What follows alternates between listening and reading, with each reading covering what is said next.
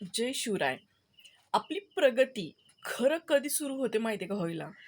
ज्यावेळेस तुम्ही सगळ्यांना सांभाळलेलं असतं, सगळ्यांच्या भावना सांभाळलेल्या असतात किंवा सगळ्यांना खुश ठेवण्याचा प्रयत्न केलेला असतो, स्वतःचा विचार न करता. पण आयुष्यामध्ये ना, एक वेळ अशी येते ना, की स्वतःलाच रिअलाईज व्हायला लागतं, की आपण चुकलो. आपण प्रत्येकाची मनं सांभाळत राहिलो, प्रत्येकाला आपलं समजत राहिलो. पण शेवटी आपण मागेच राहिलो.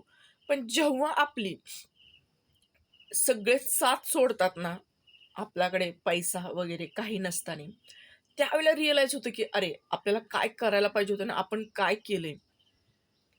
ज्यावेळेला खरे सगळे साथ सोडतात ना, किती जीवलग असू द्या जवळचे, जेव्हा सगळे साथ सोडून लांब दुरावतात ना, त्यावेळेला रिअलाईज होतं, की नाही, आपण आपल्याला जबाबदारी घ्यायला पाहिजे होती किंवा आपण काहीच केलं नाही. आपल्याला काहीतरी करायला पाहिजे होतं.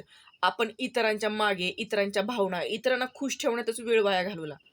या गोष्टी न करता स्वतःवर फोकस ठेवणं, स्वतःमध्ये बदल करणं, स्वतःमध्ये इम्प्रूव्हमेंट करणं, स्वतःला फायनान्शियली, मानसिकरित्या स्टेबल करणं, या सगळ्या गोष्टी करत असताना सुद्धा शारीरिक स्टॅबिलिटी, शारीरिक स्वास्थ्य हे सुद्धा गरजेचं आहे. या सुद्धा गोष्टींना महत्त्व द्या आणि स्वतःला स्टेबल करण्यावर फोकस करा. इतरांच्या मागे जाऊन, इतरांच्या भावना सांभाळत बसून, इतरांना खुश ठेवत बसून काहीही अचीव्ह होत नाही. आधी स्वतःला सगळ्या गोष्टी, सगळ्या बाजूनी स्वतःला स्टेबल करा. मानसिकरित्या पहिले तर स्टेबल व्हा.